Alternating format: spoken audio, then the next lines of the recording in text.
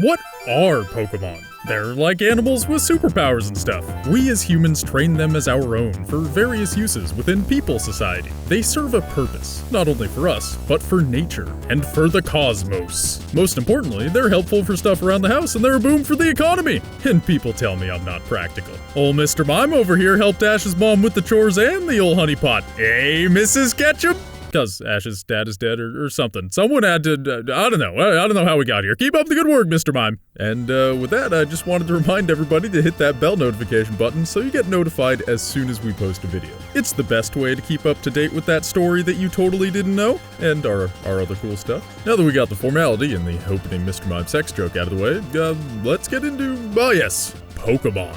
The big picture. Compared to animals in real life, Pokemon are noticeably more marketable, and certainly more trainable. Have you ever tried to train a wild tree frog in real life? Go ahead, try it.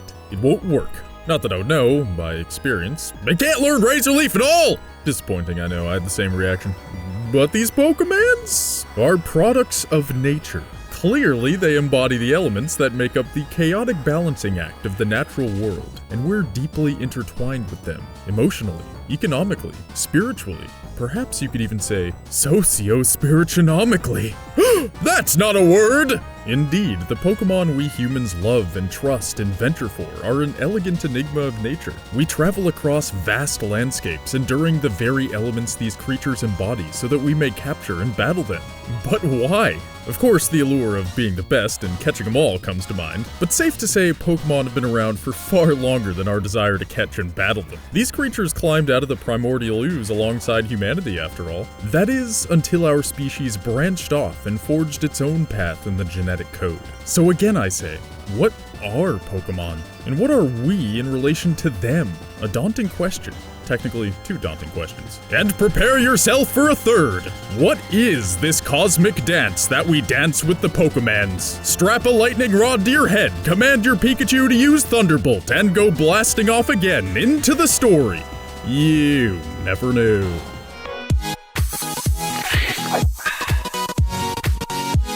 So sure, these little critters do pack one hell of a punch, but what is their origin? That ought to tell us something about what these collectible animals are. Let me take you back to a time when there was nothing. No world, no universe, just nothing. But out of this nothingness came a single egg which would hatch into the first Pokemon, Arceus. Turns out, being the sole Pokemon around can get a bit lonely, so Arceus created 3 other Pokemon, the Creation Trio as they were known, each of which created and controlled their own dimension. Dialga controls time, Palkia controls space, and Giratina controls antimatter. And as such, the Pokemon universe, aka the Pokeverse, was born. So what next? With the universe established, Arceus changed its focus to creating life, willing into existence a trio called the Lake Guardians, which embody the core qualities of all living things. Azelf brings willpower, Mesprit brings emotion, and Yuxi brings knowledge. With their powers combined, living beings sprang into existence, the first of which were Mew. And I ain't talking about just 1 or 2, I'm talking about a bunch of Mew. Which makes sense, since these magical pink guys are the ancestors of all Pokemon on this earth and are thus able to learn moves of any type. The jack of many trades Mew is, but it was not alone in the roaming of the primordial earth. For from the same epoch of Poke creation came the Weather Trio, and they would change everything. Kyogre embodies the Hydrosphere, the water on this earth. Groudon embodies the Lithosphere, the land shell on this earth. And Rayquaza embodies the atmosphere, the air, you know, the air. In the early stages of this planet, Kyogre began creating the oceans, and Groudon created the land. Through the process of creation, the two eventually met and turned into rivals, battling for dominance over Earth. This struggle went back and forth until Rayquaza came down from the sky, scolded them a bit, and ended the fight, causing these two legendary Pokemon to retreat to their respective caverns. So, yeah, that's the creation story. I mean, we're just scratching the surface of the story. If I wanted to go into all the specifics, I'd have to make a dedicated video. Might actually not be a bad idea. But for now, you guys get the general idea. Phew, that'll shed some light on what Pokemon are and our relationship to them. However, it's not the whole picture. At this point, it's obvious that legendary Pokemon have been willed into existence at every step of creation as a way of delegating tasks? Sounds kind of boring. And epic! See, everything started with an empty void that gradually gets filled because the higher-up guy always creates lower beings to do the dirty work. This glorious, divine process of creation laid the foundations for our next piece of the puzzle, the evolutionary process. Life can finally evolve! What up, Darwin? Into the more common Pokemon we know so well. Yeah, Darwin, your ideas work in the Pokemon world too. That's cool, man. You should be proud. Knowing how these guys evolved will make even clearer the cosmic dance that we dance with the Pokemans. And that's beautiful. Because through the evolutionary process, we will learn how these otherwise normal animals obtain such incredible control over the forces of nature like water, electricity, air, and fire. And that's a big deal. In Avatar: The Last Airbender, it takes all kinds of practice and concentration to do that shit. But with Pokemon, they just kinda do it. And these wizards of nature will listen to us humans. Huh, now isn't that interesting? Recall earlier I said humans and Pokemon were once one in terms of our evolution across time. Kinda like how trilobites are the ancestor of us and other mammals, but you know, we went our separate ways over the generations as genetic codes copied themselves and tweaked their instructions with each passing generation. And so, as the centuries gave way to millennia, Pokemon and humans became distinct, separate, yet deeply intertwined. Every creature in this universe, including mankind, is a product of its environment. Pokemon are no different. Recall that in prehistoric times, the Pokemon that populated Earth was Mew, and nothing else besides other legendaries. Tons of Mew roamed the primordial landscape, until something changed. As Primal, Groudon, Kyogre, and Rayquaza were crafting a world by their design, the land, the water, the air began to spawn weather, and the once empty Earth turned into a kaleidoscope of harsh elements. Water, fire, air, electricity began to bubble up from the nothingness, and so Mew needed to adapt. No longer could the jack of many trades exist within the harsh balancing act of nature, lest it be ripped apart by these elements in their purest, most unforgiving forms. And so, over the generations, the innocent Mews were forced to become typed Pokemon that can survive in specific environments. For instance, a Gyarados in a violent sea is unharmed because it embodies the water that rages around it. Water can't hurt water. Likewise, a Magmar feels at home in the fiery magma of a volcano because fire can't hurt fire. A Mew in such environments would not feel so welcome. Now that we've hammered out exactly what the Pokepath looks like, what about the People Path? We humans branched off on our own genetic journey towards mental capacity, raw problem-solving abilities, and intellect. So much so that we can create highly advanced technology and, even in special cases, develop psychic powers. Knowing this, how did we deal with the elements of nature? The Pokemon, of course, learned to embody these elements. But we humans are not so harmonic. Rather than become the natural forces, we built 4 walls and a roof to protect ourselves from said forces. We even developed agriculture so that we could live permanently within our walls. We harnessed knowledge of nature rather than living with it. Humanity put its guard up against the elements of nature the primal Pokemon accidentally created. However, in our separation, we developed a secret weapon. Our own element, or type, if you will. Nature can have those old tired elements of water, fire, air, electricity, etc. We're gonna take Novelty. Hey, if Fairy can be a type, then so can Novelty, alright?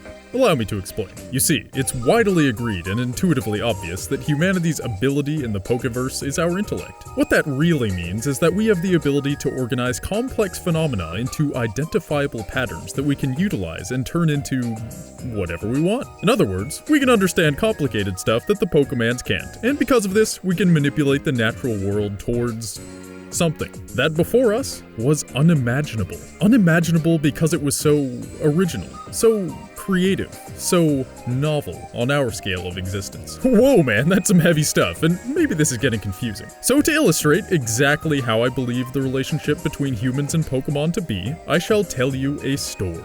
The story of Magikarp. One fine sunny day in Lake Verity, Magikarp was doing his Magikarp thing with all the other poke fishes. As always, this Magikarp felt fine and free, carping about in the sun-kissed waters of Verity. Today was beautiful, no doubt, but it was no ordinary day. For from the deep roared something terrible, something old and powerful. Gyarados! The Magikarp try to defend themselves, twitching uselessly as they splash about. It has no effect. Pathetic. But suddenly, Sweet, tasty food out of nowhere! Why not give it an eat? Our Magikarp takes a bite and... saved by the human. Lucky carp. Is that Team Rocket? He's going to evolve it and use it for... evil.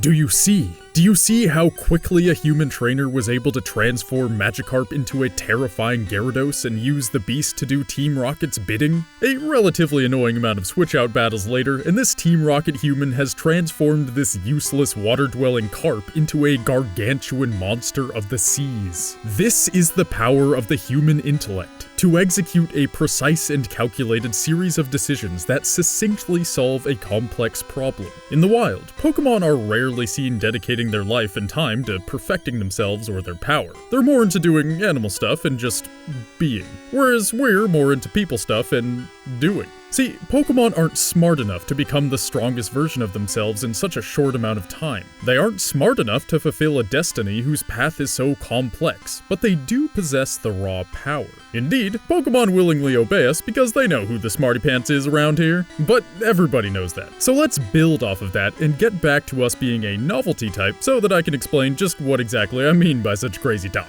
Now, I'll be the first to admit this type probably isn't going to be the most useful in the midst of battle. Steve using Invention of the Wheel against Raichu's Thunderbolt ain't gonna go so well for poor Steve. But given enough time, something novel will be created. The Pokemon became the elements of nature, taking direct part in the undefinable process that keeps the rivers running, the wind blowing, and the lava vats bubbling. And although this grandiose process is beautiful and balanced and natural, it lacks novelty. Think how long epochs of nature take to unfold. Archaeological milestones are measured in millennia. That's how long it takes nature to produce something worth changing the calendar for. But humans? In just the last 100 years, we've invented a smorgasbord of new creations. And we're only inventing them faster as time goes on. The car, the airplane, the computer, the internet. The amount of novelty we humans will into existence is ridiculous. Now imagine if we harnessed these forces of nature. What kind of thing would be created? What if the forces of nature worked for us, and us for them?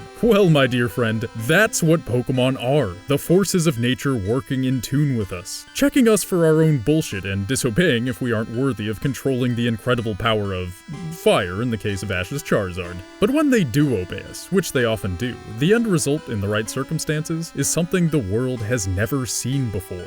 We've used Pokemon in ways they'd never even conceive of without human intervention. Don't believe me? What about art? What about a corporation? What about the end of the world?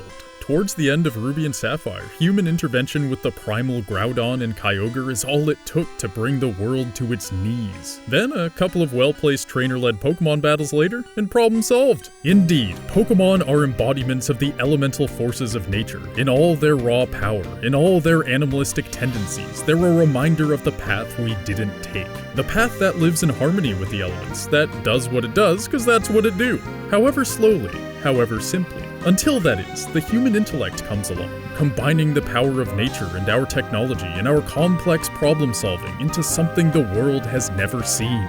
Something novel. Be that a worldwide gym system for honing one's skills, a malevolent corporation, a misguided movement, or even oblivion. And that's the story. You never knew. Speaking of combining nature with the human intellect, I got a little something to show you. Our buddies over at Soylent have been making ready-to-drink meals for years now. Each ingredient in Soylent provides essential nutrition like soy protein and sunflower oil, and don't forget ISOMALTULOSE. Lol, it's basically just sugar made from beets. But seriously, I gotta say, I've been drinking Soylent for a while now, and I highly recommend it. It's tasty and perfect for when I'm hungry and don't want to take a break from gaming or making videos. And plus, now they have 2 new flavors in cacao and nectar that are even more delicious! So go give Soylent a try by using the link in the description and get 15% off your first subscription. And a special thanks to Soylent for sponsoring this video. It's pretty nuts how much nutrition we can get in a small little bottle these days. Technology, am I right? Crazy stuff. Anyway, thanks for watching everyone. I'll see you all in the next video.